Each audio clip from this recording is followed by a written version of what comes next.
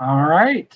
Good evening, everyone. I'm Kayla McEwen, Collections Curator at the South Dakota Art Museum. Welcome to the second virtual artist chat featuring artists from the Gift exhibition, which was curated by Dr. Craig Howe of the Center for American Indian Research and Native Studies in Martin, South Dakota. We're so happy you're here tonight with us. This virtual artist chat is made possible through the generous support of donors like you, because the South Dakota Art Museum receives operational funding from South Dakota State University and the South Dakota Arts Council. Your donations, memberships, and gifts fund fantastic exhibitions and programs like this. So thank you.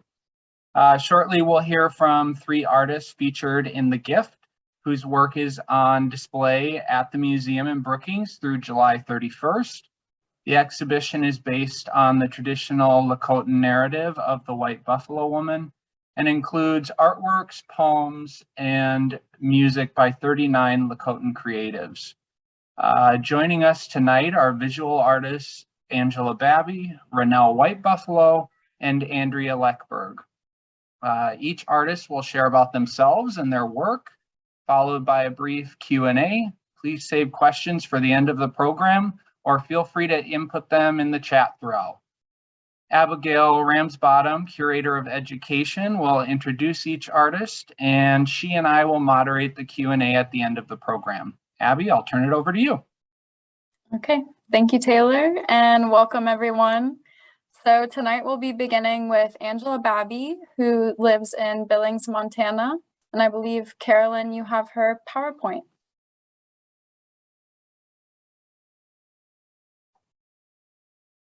Should I go ahead and start? Go ahead, yep.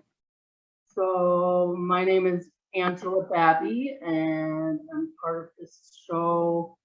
I live in Billings, Montana. I'm enrolled at Pine Ridge, Oglala, Lakota. I work in glass mosaic. I really never intended to be an artist. Growing up, I studied all kinds of different majors in college and ended up making my own decorative painting business after trying several different other jobs. One other job I had was working in a stained glass factory, the Bullseye stained glass factory. And that's really where I got introduced to all different kinds of ways of working with glass. But it was in college when I finally gave in to studying art that I made sculptures out of stained glass. And that was the first time I'd ever worked with glass. So after I graduated, I didn't think I was going to pursue an art career. I went and picture framed. But eventually, after creating a decorative painting business down in Arizona, I was very successful, and I started getting burned out, and I took a pottery class. And someone in there said, "Oh, you should be in the Heard Museum Indian Art Market, but you have to be enrolled." And I was enrolled, and I'd never been to a native art market. So the first time I ever went to one, I was in it, and I found all these people that were just like me there, and met relatives, and immediately thought, well, if they can have a career in art, I can too. And I was doing watercolors and acrylics at that time. But of course, at the Herds, you're outside, and I got rained on, and I had my big collection of glass from working at the stained glass factory. And I thought, shoot, I should start making glass artworks. They're waterproof. So that's pretty much when I started to do experimentation with glass. And so yeah, I decided to just commit and start doing the native art shows all the time, and just give up on my decorative painting business after I got robbed in Phoenix, Arizona, where my business was.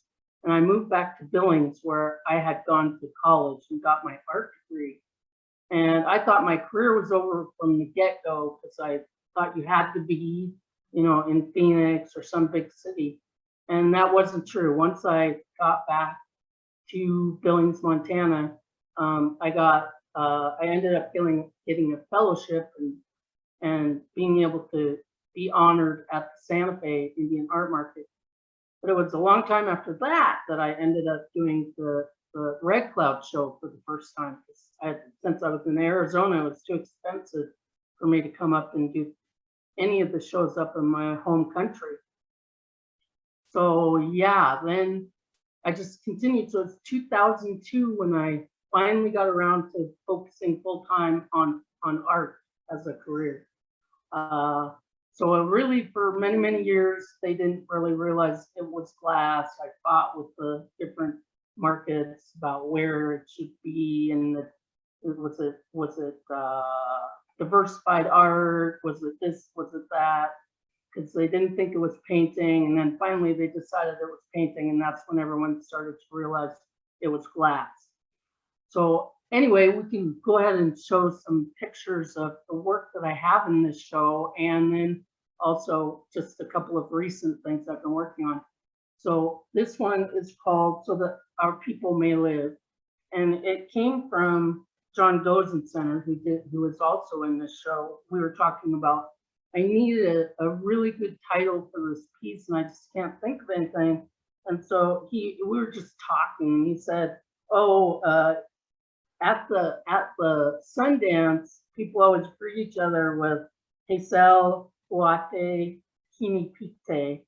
And I know I murdered that pronunciation wise, but I loved it, that it was so that our people may live. So it kind of focuses in on the young brave in the picture, because he's determined to take the message back to his people about, you know, the fact that he had met, you know, God really, and all of the experiences that had gone on, and then shared how to live within, you know, with your people, and treat each other with respect and live right. And so going back to the tribe and telling them that he was going to come, and she was going to come.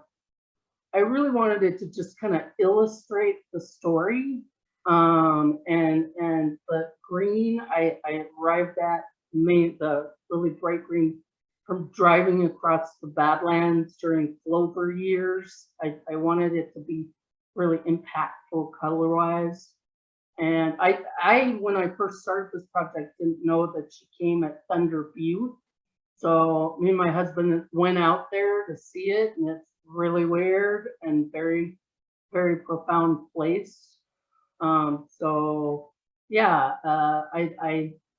oh, and the dress, I found 100-year-old quill work dress that I just fell in love with, the Lakota dress. And I was gonna change it a little bit, but the more I looked at it, I just loved it so much that I pretty much just rendered the design, because it's one of the earliest quill work designs that I could find. And then there's a couple little motifs on his arrow holder. I can't even think what it's called right now, but there's some COVID kind of designs on there because COVID had just started, and that design for his arrow holder, I can't think of the word. And all of that came out of Bodmer painting because I wanted it to really have a historical feel. So that's that piece. We could go to the next slide. So I don't know if you can read this, but I start out with the pattern, the upper right-hand corner, just a sketch, kind of thinking about what I want in the design. Then I cut it all out. That's number 2. All the pieces of glass are cut. Then I paint each piece and with enamels that are in a medium and fire them in a kiln. And so that's a kiln shot there. And then that's the piece after it's all fired and done. So the next slide. So this is before something gets fired. So it's all kind of gray and washed out. You can't see what it is. So the next slide. because after it's fired, you can see that it gets real crispy and darker. And it kind of comes into focus a little bit more. And the next slide. So that's some of the other pieces, you know, the after they've been fired. And then the next slide is the first firing of the piece. And often when I get to this stage, I'm like kind of doubting whether it's ever going to get where I want it to go, because it never looks like it's going to look. So I have to ignore this as much as possible. So the next slide is after it's been, this is after its second firing. And this one wanted another firing after that. So then I crisped up the pillow, and now it's all mortared and glued down. So I'm doing a series of these, mainly because I love her. It's Zikala Shah, Redbird, and she was a wonderful woman that was photographed by my favorite photographer, Gertrude Cassidy. And I've always wanted to do this piece, and I finally got around to it. The first one, which is the next slide, I made, and I actually got a best of show at the, I think it was at the Native Pop. But anyway, it ended up selling immediately, and then my sister wants one, and so I'm probably going to do more of these, experimenting more with how to lay it out, because each one is completely different color-wise. And it really is an interactive experience. You just kind of have to do what it wants you to do, and keep working on it till it's done. So that's my presentation. Was that long enough? Yeah, I think that was actually exactly 12 minutes. All right.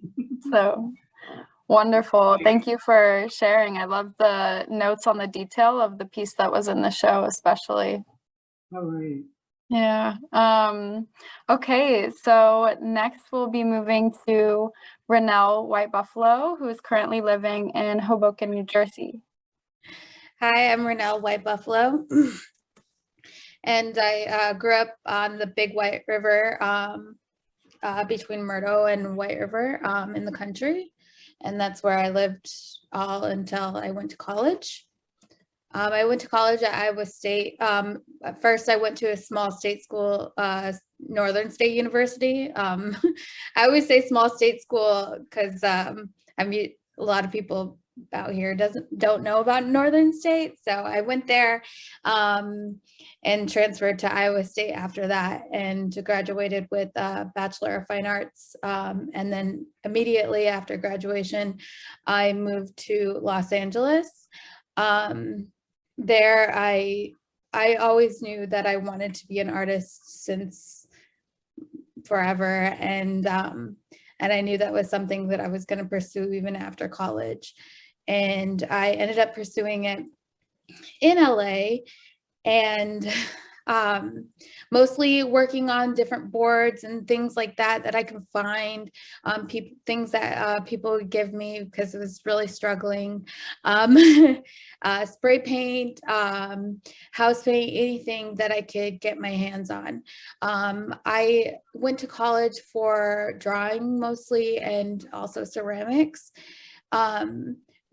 So painting was something new to me, and in order to achieve some of the looks that I wanted to achieve, I had to collage and things like that, and that's something that's still stuck with me today. I worked with mostly like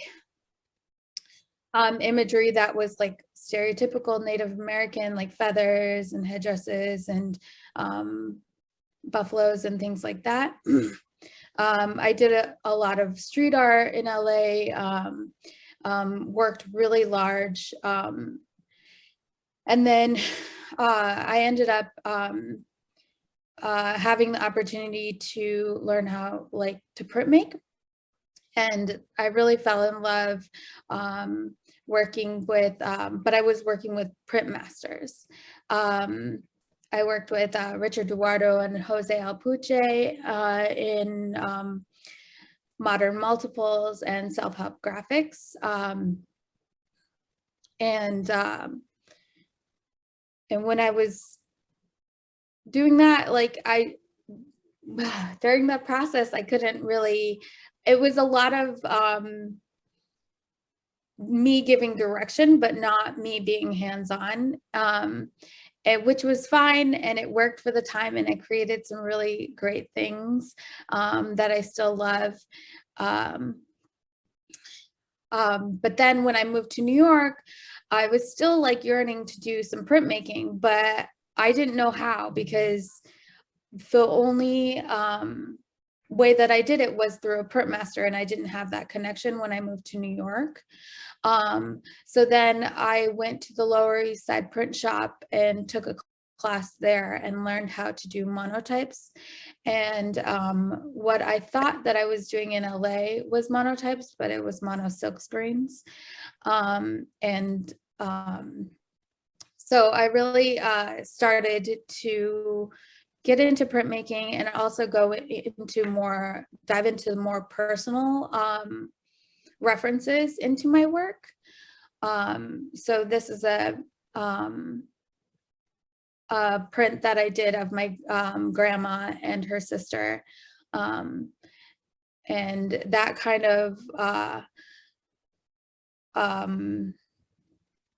of rolled into doing a lot more work that was influenced by her and just more personal meaning to me. I think at that time I was really yearning to be back in South Dakota after being gone for so long. And so I got this residency while I was while I was out here at Gentile in Wyoming. And when I was there, I really was able to, like, it still gave me that comfort of being home and being able to like work solely. And I got the printmaking room as well. So that was my first solo, no instructors around, anything residency that I got. And it was so rewarding, but just not only to be able to like print make, but also to reconnect with the land. And I found like a whole new appreciation of where I was standing and what I was doing, and just the history that was like beneath my feet. That was really like changing for me.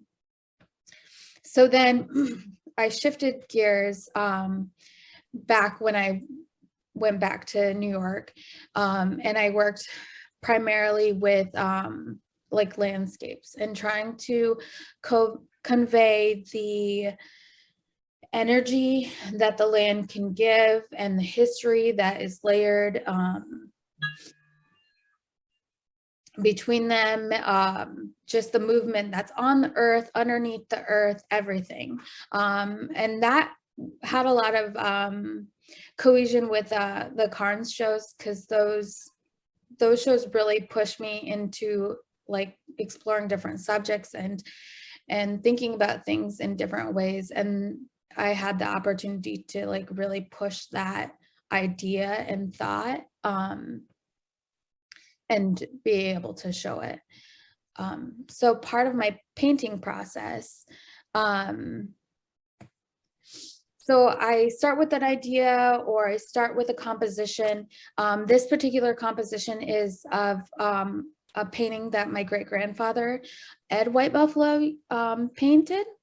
And although like I only have an image or a complete, so this was just kind of the start of, I wanted to pull this composition out and make it my own in order to have like a conversation with him. So I start with just very minimal lines, and then I build upon that with color. Eventually I use a collaging technique. I paint on paper and I rip it apart and I find pieces and then I puzzle it into the paintings. And this is what I mentioned earlier about how I would try to achieve a certain look without knowing really how to paint. And so I glue it in there and collage it in there. And then I paint over and do the process over and over again until it's complete. So this is kind of the end painting. And then this is the original composition from my great-grandfather. And then this is kind of a side-by-side of another piece that I did based off of one of his compositions. And that's kind of how I'm currently working now, and also doing some printmaking. And in terms of the gift, I did this painting called The Giving, and it was the part of the story where kind of what they had to offer the White Buffalo Maiden. And it was the sweet grass, the rain, and I kind of wanted, how I do the landscapes, I wanted to convey that energy, that it's like all connected and it all flows through each other and it gives each other energy, and that there's more than just kind of the literal translation. It was really difficult to come up with something when my pieces are so abstract, but still have still like convey and have it be relatable to what I'm trying to say. And so, but I think that I'm really proud of this piece, and I really did what I sought out to do. And this, I used a lot more greens than I normally would, and a lot more blues, which I like. This was also, I also did Hunk Poppy, which is kind of a relationship, not by blood, but kind of like the native way of relationships is how I translated it.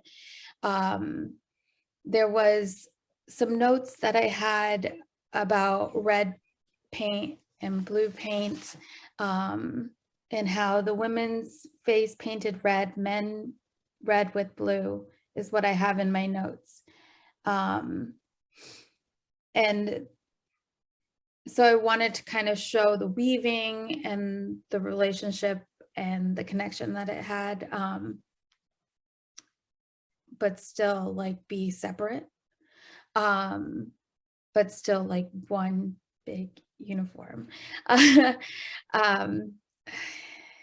So another like part of those two paintings was, this is the first time that I had, I painted in my studio in my new home, which is here.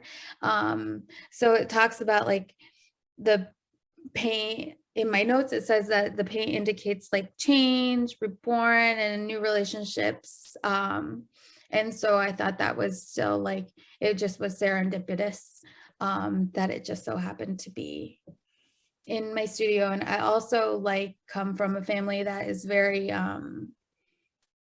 disconnected, or I kind of have created my own family from being in South Dakota, Iowa, LA, New York, and now New Jersey. So I've kind of created that family and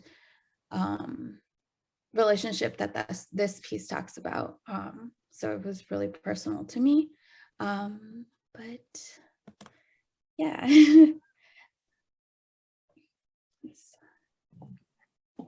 Wonderful. Thank you so much, Renelle. Yeah, that was awesome to hear more about your process.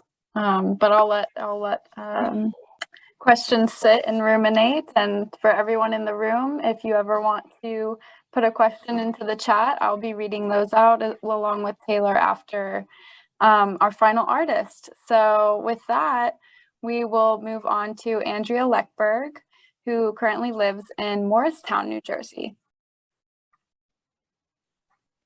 Okay, All right. thank you. Thank you for doing this. So I am currently living in Morristown, New Jersey. I have a bakery that I've had for about 15 years now. When I opened up the pastry, the shop, it was the first time I didn't have a studio. And so I kind of let go of doing art probably for at least 5 years, I think. And then Dr. Craig Howe contacted me about participating in his show, Lakota Emergence. And it was really interesting because it kind of brought me out, kind of brought me back to my work, but through the Lakota narrative. So it was really, it's been a real process doing these shows. And it's been really wonderful. So I'm going to just go right into the piece I did for this show. I'm going to share my screen.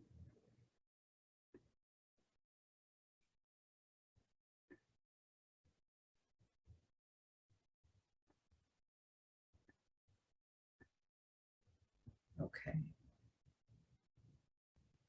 Second. Sorry about this, 1 second. Okay, so these bracelets I bought at Lakota some years back. And when I first saw them, I was so struck by how plastic they were. I mean, it was still traditional, but you know, the bracelet was bought, the puff paints, it was just so plastic, but I loved it. It was so fresh. It felt like it just reminded me of materials that are available today for people to work with. And I've held on to these bracelets, and I mentioned them because they're important in the piece I did for the show. So my quote, my part of the story was the maiden turning into buffalo calf woman. And I remember Googling and looking up buffalo. I had always heard of buffalo calf woman, but I hadn't actually given her much thought more than that. So when I had to do a response to the narrative, I had to read the stories. I had to just do a lot of research to try to figure out how I was going to look at this process. The main thing is I don't feel comfortable representing Native people with dark hair and dark skin, not because they don't have it, but because I don't have it. So when I decided to do the piece, I decided to go a little bit more abstract and more conceptual and represent the woman with using a buffalo hide. And I got a piece of a buffalo hide from Prairie Edge in Rapid City, where my brother used to work. And I decided to paint the hair, the fur, rather than traditionally hides are painted on the skin side, but I decided to paint the hair. And I had to paint it with my hand. I had to rub the paint in. It's kind of a really nice process. So I had looked at some paintings on hides, and that was my inspiration for the design. And I was trying to pick colors that were plastic, like those bracelets. I was trying to think about how to make this story relevant to me now. I was trying to bring it forward. So these are just pictures of the process of it. And that's the buffalo hide in the center. Let's see, painting it green. And I'm working on my dining room table. I don't have a studio anymore, so all my work has to be done in my dining room. And so this picture, you can't really, I don't know if you can tell, but there's little plastic mica sprinkled on it. So it has kind of a glittery feel. And then that's the final piece. And I was just really happy with the freshness of it. Okay.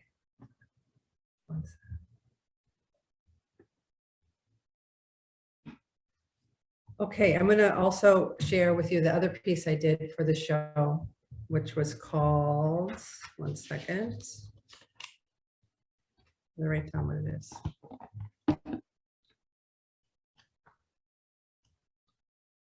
Sorry about this.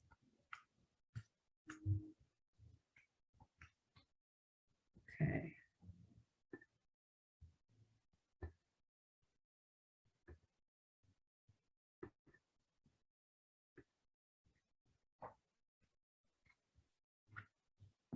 Okay, Craig, when he did the show, we were asked to do a response to a narrative, and then some of us were also asked to do pieces about the gifts.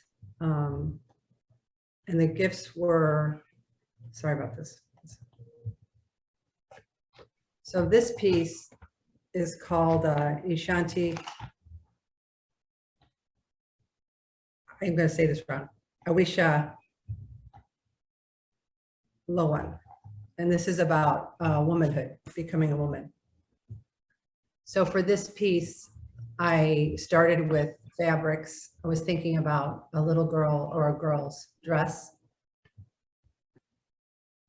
And then I thought about the ceremony of her becoming a woman, what was necessary. The pipe always was there, the skull, feathers. The horsehair braid, I was thinking of the young woman with braided hair, and again, horsehair to really symbolize her. And I painted those images on the canvas. Wait a second.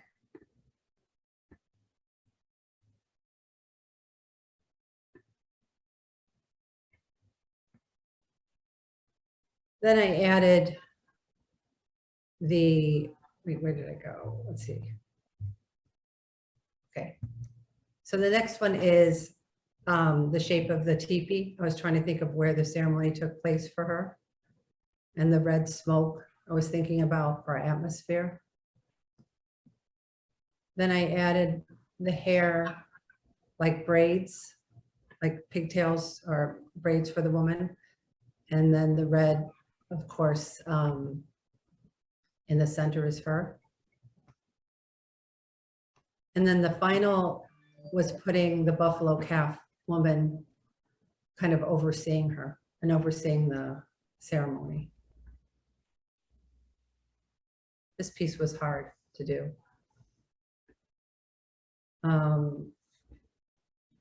So I'm trying to think where else to go. This work has been really important for me because in most of my art, I never talked about this part of my life. And so when Craig asked me to participate in the show, it was acknowledgement of a part of me that I feel like I never felt comfortable expressing. So it's been just such a wonderful experience. Some of the other pieces from the earlier shows with Craig, let's see. So Craig did a show, this was called, what was this? This one was about, I forget the name of the show, but the story was about the woman went up into the sky and she pulled, I think, a turnip out of the sky and looked down and saw her family or her past life. So for this piece, I used a quilt of my grandmother's and I cut holes in it and it was called Route to Sky. And I thought this piece was pretty successful for the narrative.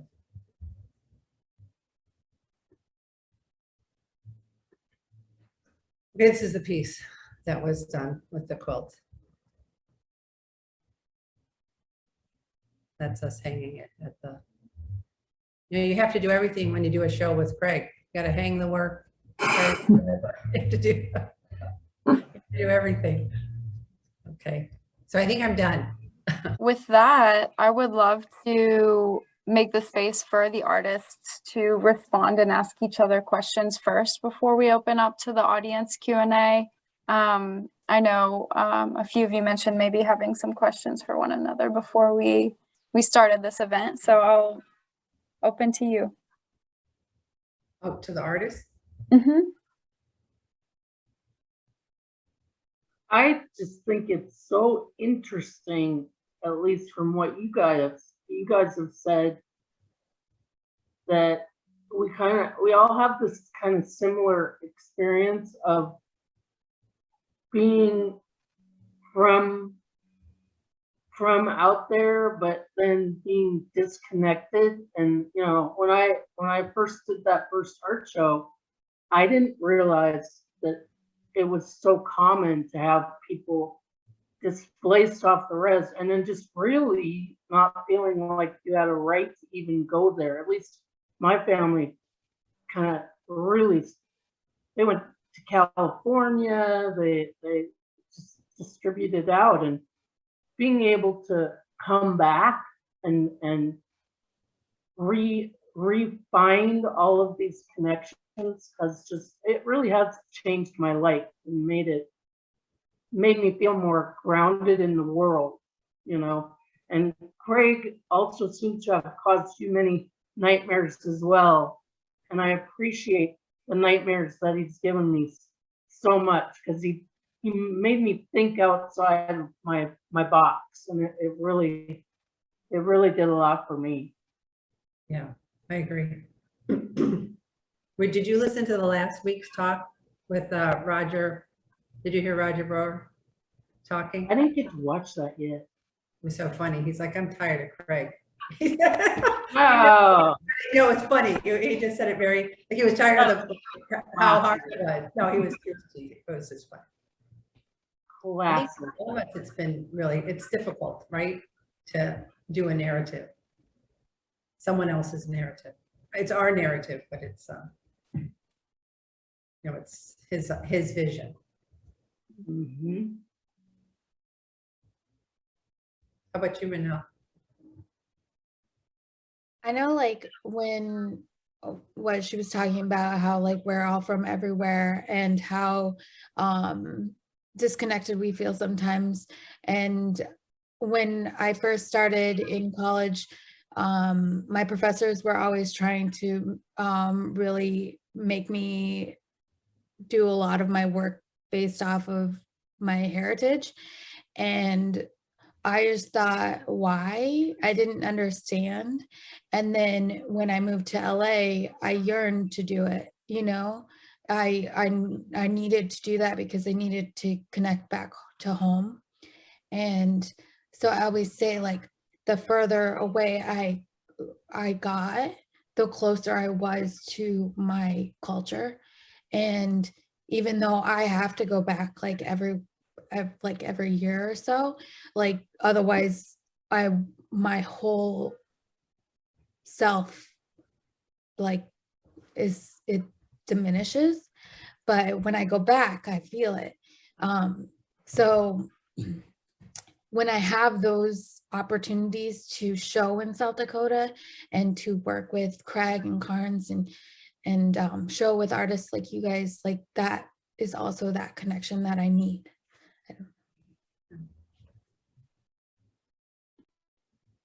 I agree. I'm with you on that.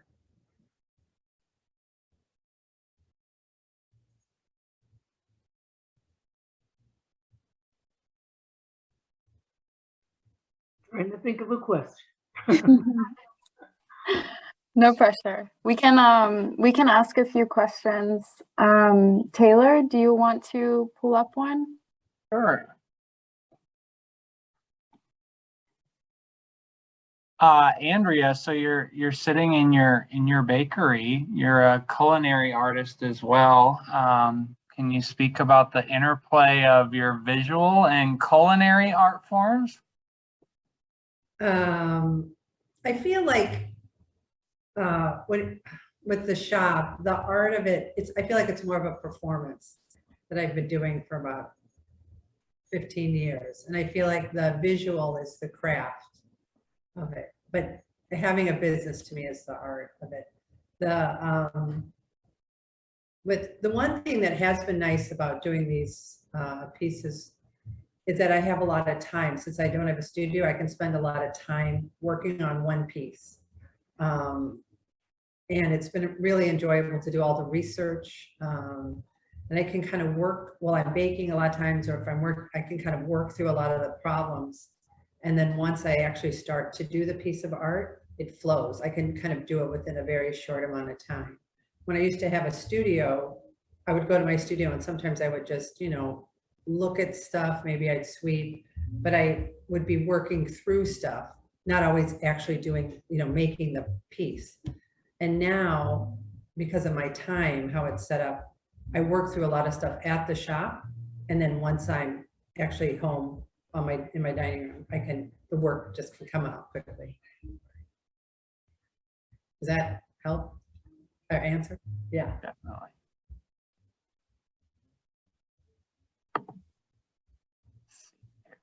Thank you. So Angela, it's kind of funny that you mentioned the original frame for your piece broke.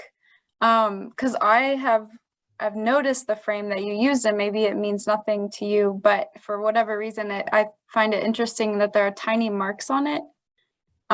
Did you make those marks, or is it just how that frame came? This friend of mine, I decided it had to have a special frame, and I ended up doing this. I'm always doing experiments to see what I can do next. And with that frame, I ended up having my master woodworker friend make the frame, and then I told him to beat it up because then when you move it around, if it gets a nick in it, it looks like it's supposed to be there. So yes, that is intentional. Good. That's awesome. That's good. So we have an audience question from Kristen, who asks, what is the most fun or inspiring part of the creation process for you all?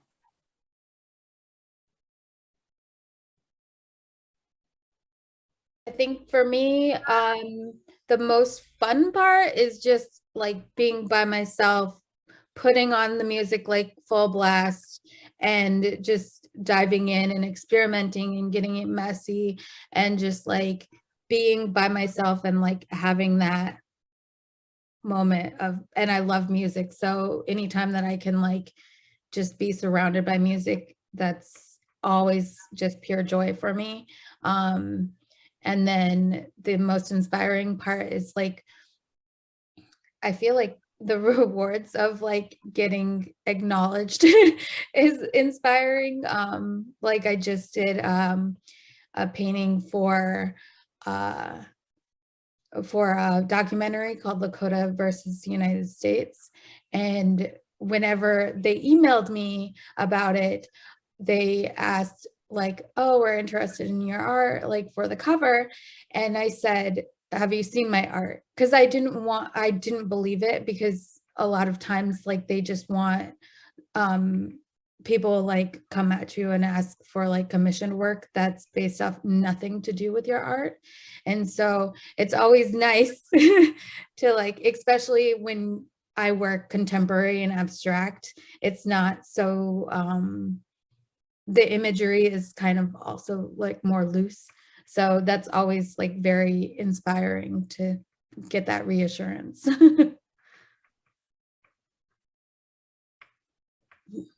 So I would say I'm in a similar space with that. Like when you're able to just be in your studio and you're working on a project and you're just looking, for me, at your materials, the glass really just inspires me to be able to think of new ideas. And so I've always said that it really does, at times, when you're really lucky, it's like connecting with the cosmos and ideas will just start popping into your head, and that is by far my favorite thing. Yeah, I like the inspiration part for sure. I like doing all the research. A lot. The research is great. I learn a lot. And the pieces become, they mean much more to me. The fun part, I don't know what the fun. I think it just feels really good when the pieces are done and I look at them and they're better than what I wanted. That's like the best feeling. That's, I think, the fun.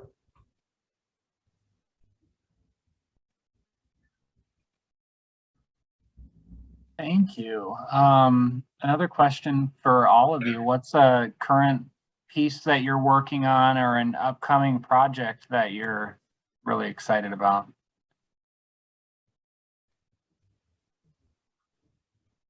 Or that's frustrating you right now, maybe? Well, My brother gave, you go ahead. my brother out there gave me some ledger books, ledger to draw on. And so it's a new thing for me, thinking about ledger work, and I'm pretty excited about it. So that's what I've been working on. I'll try to find a couple pictures, but you got to give me a minute. Okay.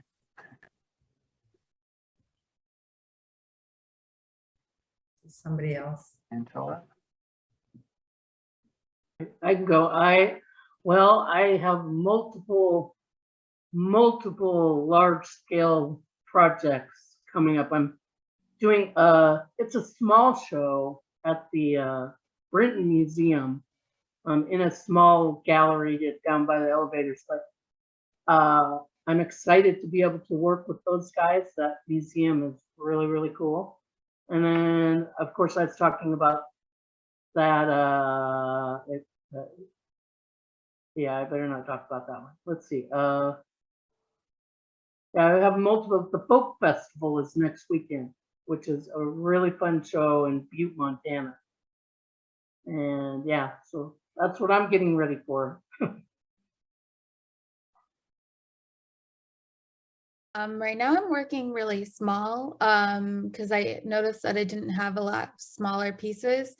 And I'm kind of re-exploring my old compositions from LA when I used to live there. And then I am getting married this year. So I have like flowers like always on my mind, like thinking of flowers. And I have like dabbled with flowers in the past. And I really love still lifes.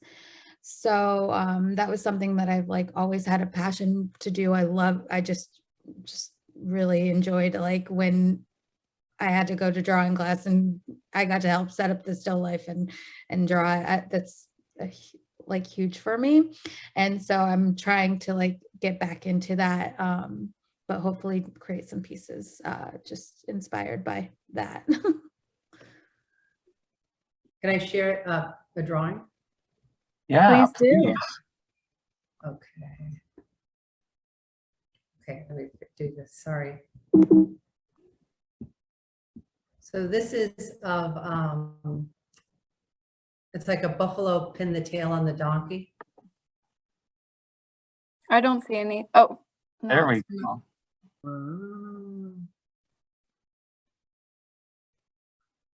So it's two pieces.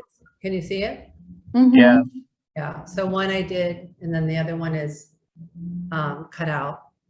And these are just trials. Like these are things I'm just experimenting with as I get to know the ledger drawing. And then let's see if there's, I have one more. This is of the allotment land.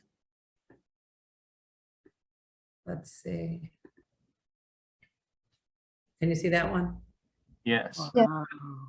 So this one as the spirits, and then the drawings of how they broke down the land to for people to live on. So they're kind of all over the board because I'm just trying to figure out what I'm doing.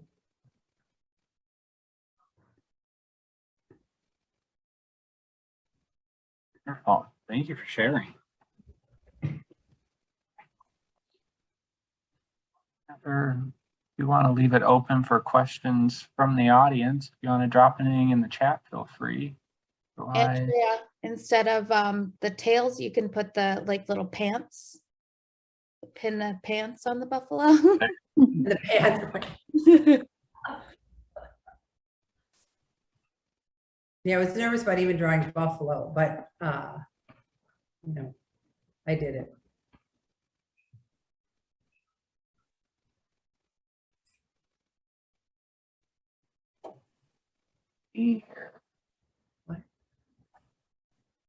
What's the question? like we have a few more minutes. So we do have another question.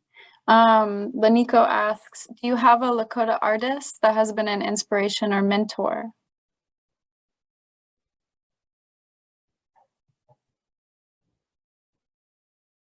I mean, I'll just say, just so many people, like you had on John Gosen Center, Keith Braveheart is an amazing painter. I had a nice studio visit with Arthur Amiot, which was a wonderful day, and Richard Renelle, and Angela and Renelle. I mean, everyone's inspiring to me. And when I hear them, they're all coming from a different place. So there's not one, well, I think I have a soft spot for Richard Renelle. Because he talks about spirituality in his work. I would echo that. Pretty much everyone that does the Red Cloud show, I'm constantly just amazed at the maximum amount of talent out there. And Oscar Howe is pretty amazing. Yeah.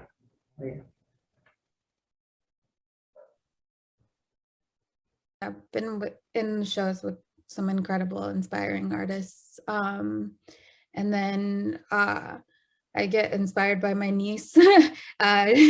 She's a budding photographer. So, and photography is not something that I am really like know a lot about. So then she always asks me questions either way.